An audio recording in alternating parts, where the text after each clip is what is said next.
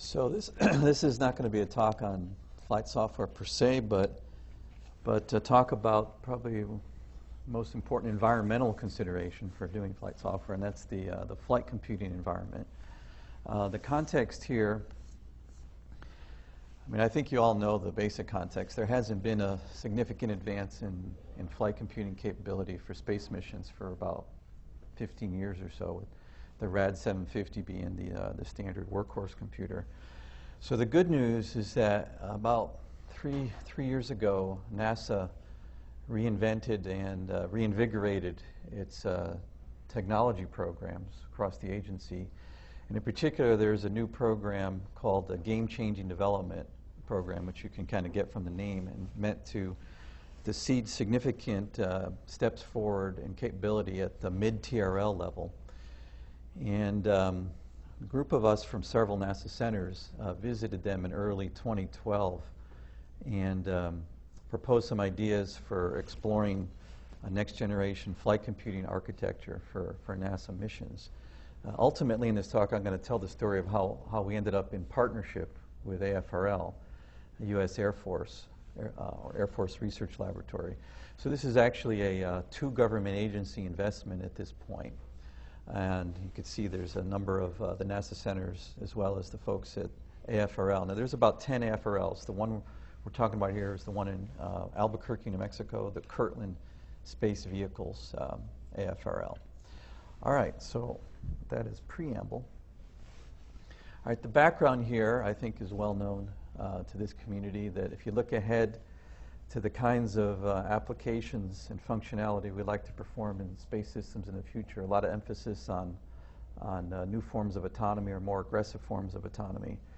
You know, basically it's stretching the credibility that these functions can be accomplished under today's flight computing capability. So just a quick sample of some of those future applications.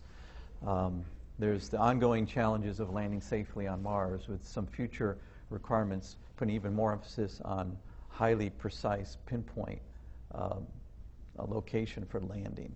And then once you're on the surface, there's the challenges of ongoing traverse, as well as conducting surface science operations. Now there's a scenario which is not available today, which sometimes we call the walk and chew gum scenario. Right now the rovers, and this applies to Curiosity as well, are either in mobility mode, where they're traversing from point A to point B, or they're stationary and conducting science operations of some sort or another. But they don't do it at the same time. Basically, it's compute bound. So you can imagine a scenario of the rover trundling along in traverse mode, passing the exposed dinosaur bone, never noticing. And now if you're able to conduct surface operations while you're traversing, in principle, that kind of a scenario could be captured. On the human spaceflight side of NASA, there's interesting scenarios looking at more human robotic teaming concepts. I think you've all heard of Robonaut, which has been up at the space station. I think just yesterday there was a press release on a new NASA robot called Valkyrie. And anyway, that's another story. But there's a lot of pressures which will certainly make good use of, and one could say demand, more flight computing capability in the future. So with that as a background, one more point. So when we started this study for NASA Game Changing, there were a number of computing architectures that were either extant or emerging, which could give you a significant performance advance, say up to 2 orders of magnitude. But from the get-go, we were focused on looking for a more complete next-generation flight computing system solution, in particular the ability to trade among performance needs, energy management needs, and fault tolerance needs. James had mentioned how the safe mode is not necessarily your friend in some scenarios. For example, critical landing sequence on Mars. And so we'd like to have an architecture which allows you to adjust or dial in different kinds of approaches to fault tolerance depending on the mission needs of the moment, and not have to lock into a single design point, which is what we have with today's flight computers. All right, so with all that as background, we did receive funding from the NASA Game Changing program to go into a formulation mode and study this area. And what we focused on was to generate a set of use cases looking ahead at the future NASA mission programs and applications. So We gave equal attention to the human spaceflight and the robotic science side of NASA. And we generated about 20 use cases. And then we mapped those into requirements. And I'll show you more details of how we did that. And then in parallel, we identified on the order of half a dozen computing architectures that were relevant. We had a set of key performance parameters. And we evaluated those in parallel, did a gap analysis in two senses. One, the basic gap analysis was whether there was an emerging architecture which looked like it could meet the needs of the future missions as typified by the use cases. And then the more important programmatic gap analysis was whether whatever technical gap we identified between emerging solutions and what NASA would really need, would it be within reach of the kind of investment that this NASA game-changing program could make, which is on the order of about 15 meg over 3 years. So those are two coupled important gap analysis questions. So we churned all that and ultimately made a recommendation. So I'll give you the punchline now. I'll go more detail later. We recommended back to NASA that a rad-hard general-purpose multi-core computing architecture would have not only offer the performance advance, but allow the kind of flexibility in how you manage and allocate cores to allow us to go after some of those other objectives having to do with energy management and fault tolerance. Okay, so in more detail, here's the task that we set out to do in formulation. We identified on the order of 20 use cases, and across that set of use cases, the basic set of requirements we derived was that we're looking at least a couple of order of magnitude increase in computational performance. And as you know, in the NASA context, low power is always a consideration. The good news about the RAD 750 is it comes in at the chip level about 5 watts. So we wanted to be similar to that. So we're looking at, we proposed a requirement of 7 watts, but with an important addition, aggressive power scaling, which in principle you can get in a multi-core architecture literally by turning cores on and off, but you want to get the full benefit of doing that. Today's solutions have lots of leakage. Power dissipation isn't well managed, so you don't really get the benefit of turning cores off. So that was going to be a strong driver for this future solution. And we'd like to have, for example, idle power budgets even less than a watt.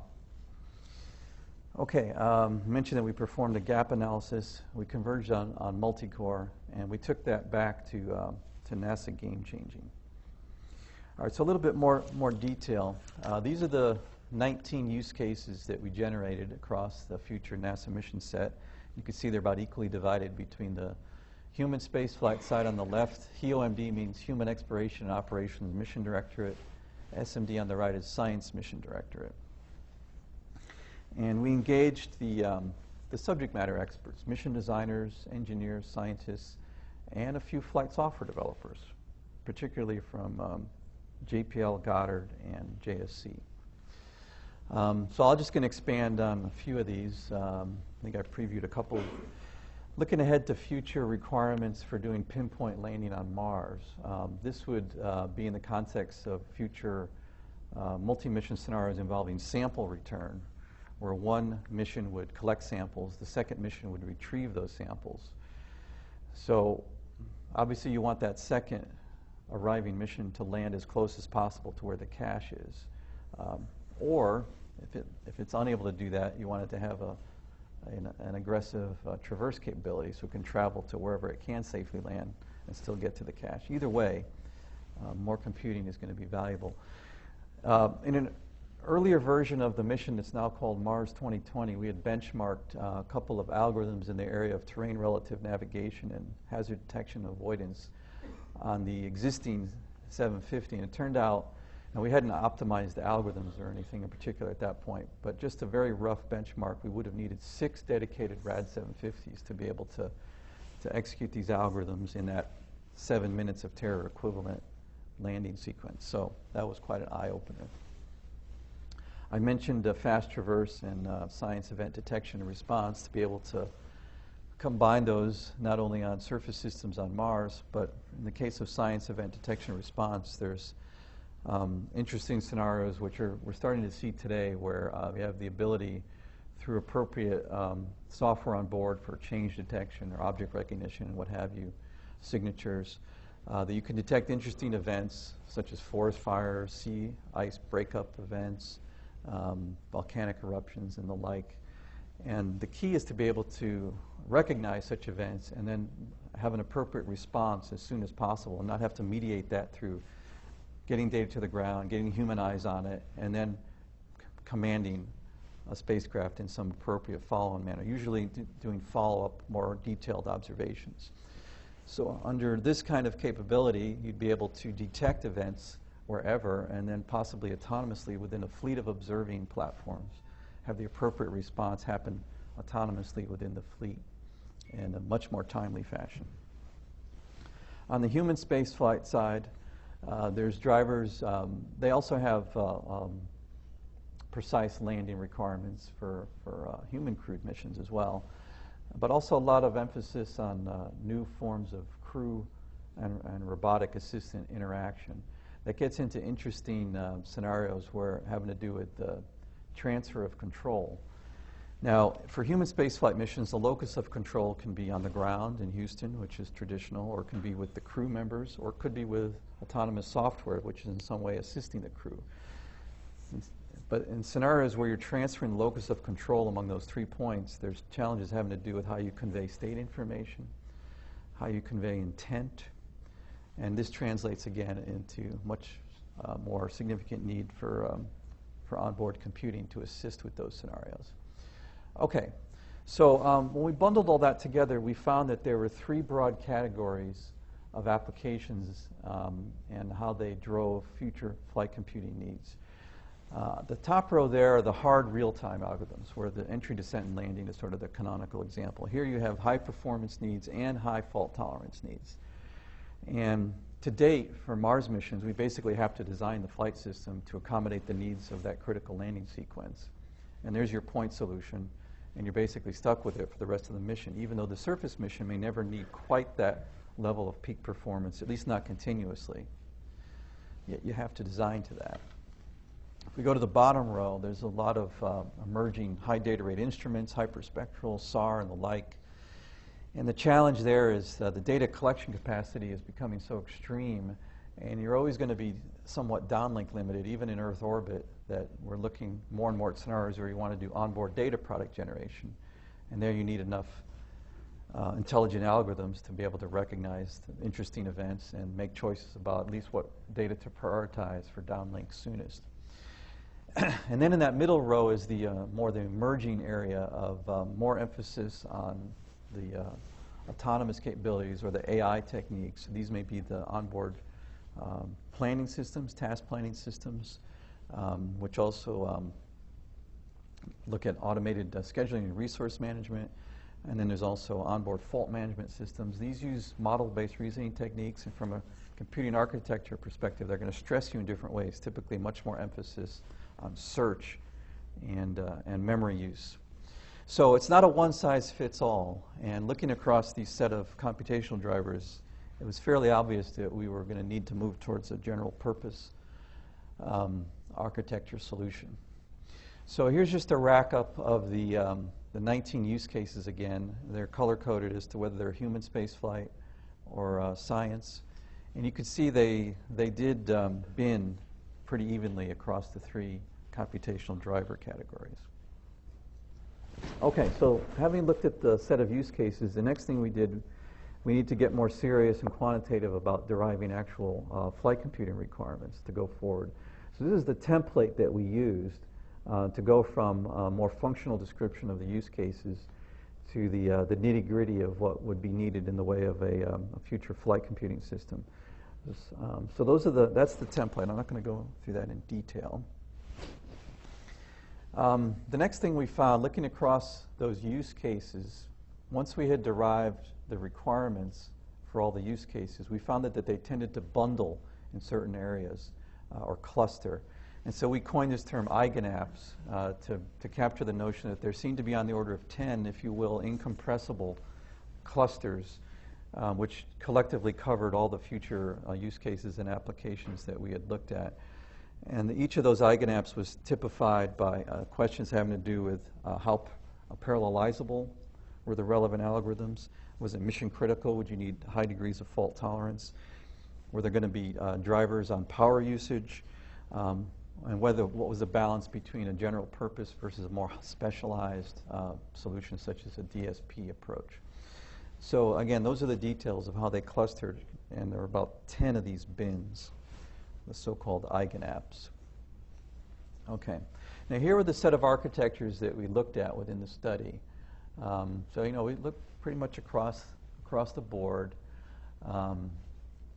General purpose as well as specialized DSP, FPGAs, GPUs, which are becoming more interesting and popular these days. And we also looked at the important category of hybrids, coupling a general purpose solution with a more specialized solution. And here are the set of key performance parameters that we looked at. And again, you could see right there up at the top, there's equal emphasis on this, not just advances in performance, but also looking at fault tolerance and energy management. And now referencing to this community, any kind of major shift in flight computing solution for the future, obviously you're going to put a lot of emphasis on programmability. Again, moving you towards general purpose processors, assuming that standard development environments, compilers, et cetera, would be available. So, there's also the V&V challenges. Again, would favor a general purpose as opposed to, say, FPGAs, where it's possible, but can be quite a ride to get the V&V accomplished for reconfigurable computing. Okay, so this is essentially our punchline, which we took back to the NASA program. The reason that we favored multi-core is that if you think about interesting ways where you can allocate and manage say a tiled multi-core system, then it leads you towards the ability to do interesting trades. Now, if you squint, the graph there, the x-axis is the power budget, the y-axis is efficiency in computing, MOPS per watt. And if you squint, you'll see there's a little bubble there above the 5 on the x-axis, so that represents current RAD 750 solution. It comes in at about 200 MIPS. But at a very acceptable power budget. Now, there is an interesting tiled multi-core solution that's emerging that was invested by the NRO. It's called the Maestro, and it was derived from the Telera 64. It's a 7x7 tiled architecture, and it gives, as you can see there, significant advance in capability, but it comes at a price with a relatively unacceptable power budget, at least for space systems, and that at about 19 watts. So our recommendation back to NASA was to seek a have your cake and eat it too solution. Give up a little bit of the performance to move it back towards a more acceptable power budget. And put great emphasis on power scalability, the ability to turn cores on and off, and at the hardware level, actually handle the dissipation issues so that you get the full benefit of turning cores off. So we believe that this kind of a solution can allow you to actually operate in a region, which is shown by that light blue cloud there, to get you back into about a 7-watt acceptable power budget, but allow you to choose dynamically the operating point you'd like, trading among performance, energy needs, and also fault tolerance. By the way, fault tolerance under multi-core can be fairly straightforward in that with, say, 64, 49 cores, whatever the number is, it's straightforward to implement, for example, voting schemes when you need a high degree of fault tolerance. If you have a highly parallelizable application, you can implement in a rather straightforward manner graceful degradation, where if you lose a core, you still got 48 out of 49 operating, and your algorithm should be able to proceed with still a quality solution, as long as you can detect these errors and do the appropriate management within the whole system. Okay, so we recommended back to NASA that they go ahead with an investment and put the emphasis on general purpose rad-hard multi-core. And we also recommended that NASA invest in parallel with a middleware layer. Essentially, so you've got your RTOS, you've got your flight software development environment. We also saw a great value in a middleware layer, which is basically allowing you to manage and allocate the cores for these different purposes. And we recommended that be an investment that NASA itself make, so that it could be optimized to the set of NASA applications. Now at this point, I've told a NASA-only story to this point. So this takes us up to about October 2012. And then we started comparing notes with our colleagues at the Space Vehicles branch at the AFRL. And it turned out that they were also looking at investing in a future flight computer. And they were even a little ahead of us programmatically. They were already working towards putting a solicitation out in FY13. So we started comparing notes with them. And the picture looks something like this. When we compared our set of requirements to the AFRL set of requirements, we saw a pretty significant overlap, about 80% overlap. Where there was a little bit of difference is that, as I've been speaking, we put more emphasis on the NASA side in power budgets and energy management. In AFRL, looking at certain adversarial scenarios for their space vehicles, we put more emphasis on radiation hardening. But having said that, it's also the case that the additional requirements coming from one or the other agency were still within the desirement envelope of the other agency. Or another way to put that, if we went into partnership together, each agency not only would get to share costs, but would end up with a better solution than they would have gotten on their own. So it seemed like a natural basis for a partnership. And that was confirmed actually quite quickly. By December 2012, we had the decision meeting between the two agencies and decided to go ahead in partnership. So this is a quick timeline description of how we've been proceeding. Very quickly, the two agencies put together a BAA, which went out in April of this year. There was a 45-day response period, and we did awards in September. I'll show you that in a moment. And so we're conceiving this investment in two phases. We're calling the innovation phase and the development phase. I mentioned earlier an important technical gap that we're trying to close is to be able to confirm that we can achieve aggressive power scalability in a multi-core architecture. So that's kind of the tall pole. So we decided to go with a one-year study phase. And we've put out 3 awards. And it's basically a risk reduction phase. At the end of this phase, we want to have a strong indication that we can proceed with the development, that the power dissipation issues are well understood and can be managed. And we're challenging the 3 contractors to come up with a hardware architecture design, including aggressive power scalability, and to vet those against a set of benchmarks that NASA will provide. If all goes well, around October, November of 2014, we'll make a decision about proceeding into development, which will then be about 3 years worth. And I'm getting a little ahead of myself, but the intended product would be a board-level product with the multi-core chip bundled with an RTOS flight software development environment, and the NASA-developed middleware to optimize the use of the cores for the applications. That would be available around the FY17-18 boundary if all goes well. So these are some details from the actual BAA that went out. And so here you can get a sense of what we're looking for. Certainly a significant advance in computational performance in a flight computing system, emphasis on power scalability, et cetera. That rad-hard requirement of 1 megarad comes from the Air Force side. For NASA, even looking across the various applications, it typically comes in at about 300 kilorad. Although there's the exception of the Europa mission at Jupiter, but that's in a class of its own because of the radiation environment. So these proposals came in at the end of May, and we've selected the 3 contractors, and they are BAE, Boeing, and Honeywell. And we've asked them to basically produce this within this year's, basically to come up with a hardware architecture design to vet those against the benchmarks, which given this 1-year time cycle, they're free to do in simulations rather than in hardware at this point. And then to come back with us with a justification of why a development to follow would be low risk and could be performed within the resource envelope. Now, so since we have the 2 agencies, the available resource is a little bit more than it would have been NASA only. It's about 20 meg over 3 years. And we did a check on comparing that level of resources with the real year dollars equivalent cost for the RAD 750 development, and they come in pretty close. So it seems like a credible estimate. I'd mentioned benchmarks. We're putting quite a bit of emphasis on the benchmarks for the reason that, no matter how well a requirement set may be written, how thoughtfully, how systematically, how qualified the subject matter experts that were involved, requirements can still have gaps, and we see benchmarks as the appropriate way to extend and complement written requirements, and allows you to get into the finer details of how particular relevant applications would actually exercise the hardware and where things might break.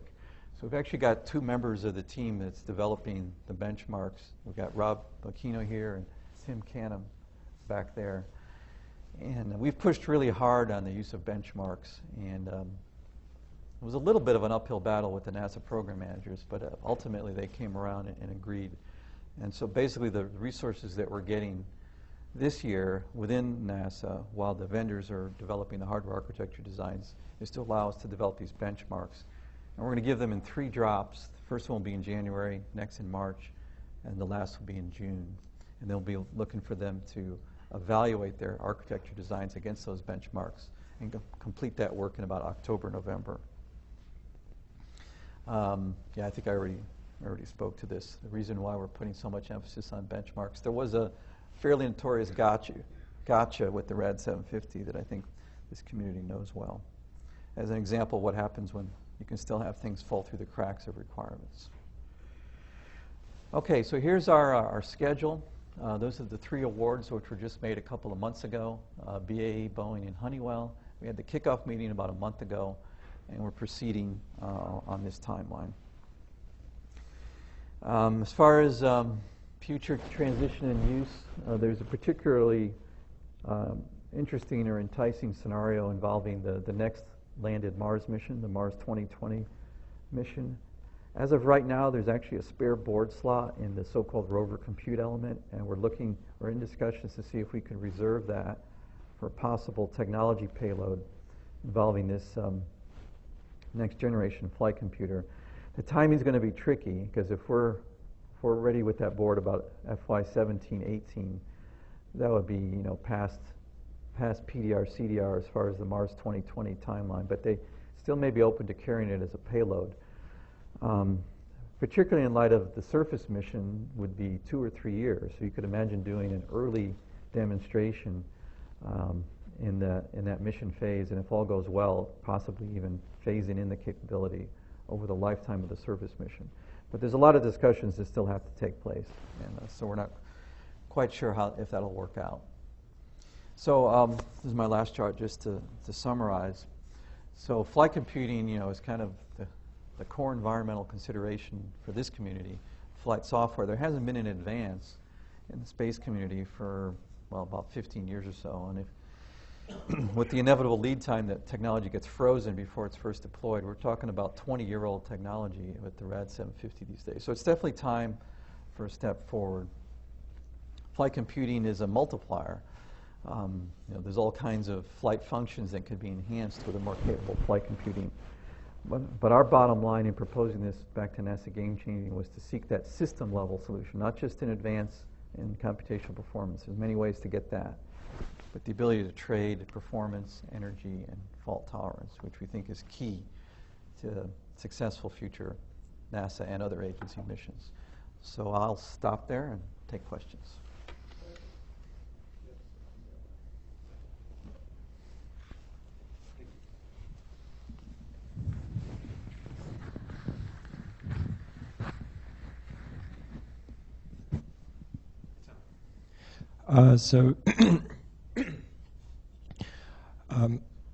Excuse me.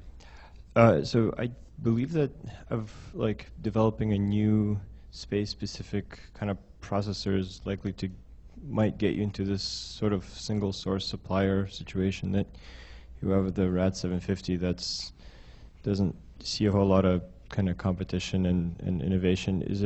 Could you comment on the capability of leveraging commercial grade electronics and providing some sort of a kernel or an application level solution that would just over provisioning the system with resources that would give you the same type of performance that a more expensive sort of RAD 750 style solution would give you? Yeah, that's a good and somewhat complex question having to do with did we look? So if you saw when I had the chart on the architect, we did look at COTS-based approaches as well. At the end of the day, it was the power budgets and the fault tolerance. Although the ARM-based architectures are certainly of interest these days, but we just couldn't quite get there with a COTS-based solution to cover all the needs of the use cases that we could see.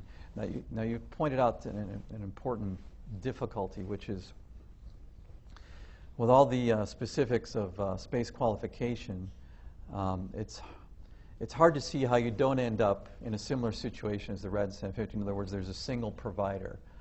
Right now, we have some competition going among 3 vendors, at least at the level of architecture design. We certainly could see the value to the agency if there were multiple providers. But that's a tricky business. We're not sure if we can get there. The relationship between the vendors and NASA is an interesting one. We're essentially a niche market for them. And I've heard some of the vendors sometimes talk about how, it's not a very much a profit-driven enterprise to provide space computers to NASA. On the other hand, they get all this wonderful publicity when they can say they were part of landing Curiosity on Mars. And it's not quite a loss leader, but it's actually something close to that in their business model. And it's just inevitable consequences of us being a niche market. So in joining with AFRL as a programmatic partner, we're hoping to broaden that a little bit. So it's not a NASA-only niche now. It's 2 space agencies. And in fact, we're talking to other U.S. government spacefaring agencies as well to see if we might broaden this even further. Whether that would resolve the question of whether you end up at the end of the day with a single provider, I don't know, but at least there'd be a broader base for enticing industry to give us the most excellent solution.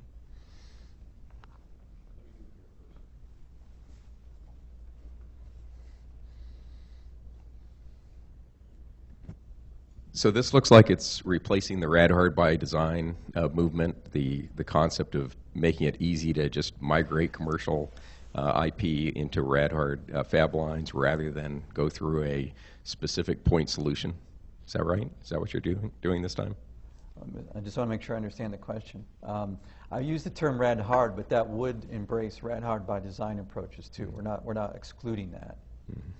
Was that the question? Yes. Yeah, no, we're most definitely not excluding that. In fact, the Maestro existence proof is a rad hard by design approach, and I think that, as far as we can tell, that would be acceptable.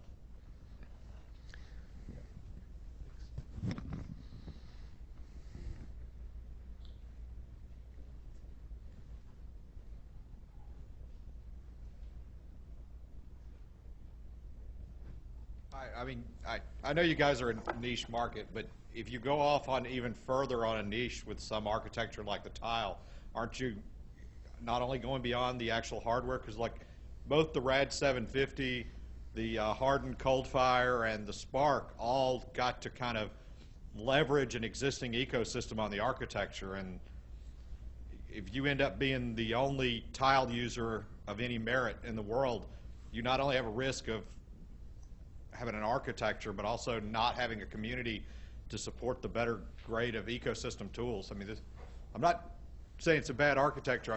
There's more beyond the processor to consider to have a viable ecosystem to do 20 years of development. Right. So we're not wired into a tiled architecture. We are recommending a multi-core solution, but not necessarily locked into a tiled architecture. At the end of the day, it is finding that sweet spot between the fact that we are a niche market. There's certain extreme requirements that come with operating in space. And but we're trying to get as much bang for the buck in doing this next generation solution, to be, in certain ways, a more general solution than we have today with the RAD 750. But our requirements are fairly unique and extreme. There's no getting around that. Do you know if the Europeans are looking into anything similar that might go beyond the sole source to at least a dual source similar to the RAD 750 and the Atmel Spark series? I've heard hints of the Europeans being interested in the next generation solution too, but I don't have at my fingertips specifics of what they're looking at. Yes, you mentioned middleware for core allocation. Could you elaborate on how that would differ from OS level S&P? Well, conceptually not very different. But it's allocation at the level of the cores as opposed to tasks and threads and the usual approach to scheduling. You want to take advantage of the core granularity, say specifically for energy management. There's a very simplified notion of turning cores on and off. For fault tolerance needs, it's rapid implementation of voting schemes. When you have failed cores, to be able to recognize that and implement workarounds. So it's those kinds of functions, but at the level of the cores, which in some ways is conceptually simpler than threads in current architectures. But I'm sure the devil's going to be in the details.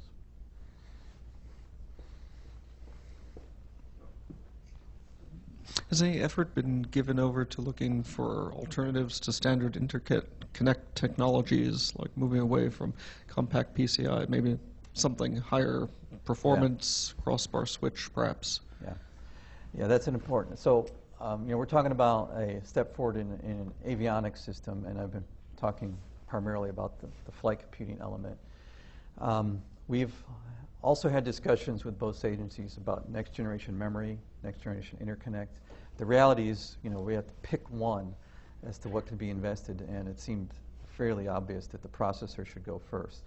But we're already having discussions, for example, about memory as a follow-on investment, which would be mated to the flight computing investment. And interconnect should probably be right on the heels of that. But today we don't have specific plans. So I'm going to restate, sorry, I don't remember, but the RTEM's representative's question. Is there a requirement in the contract with the three contractors that are doing the study that there be something like machine instruction level compatibility with the RAD 750 or some other existing thing so that you can more directly leverage the existing ecosystem of all the software layers that come above? That's a good question, and that kind of requirement would be looked at and carefully taken up in the acquisition the solicitation we put out for the development phase.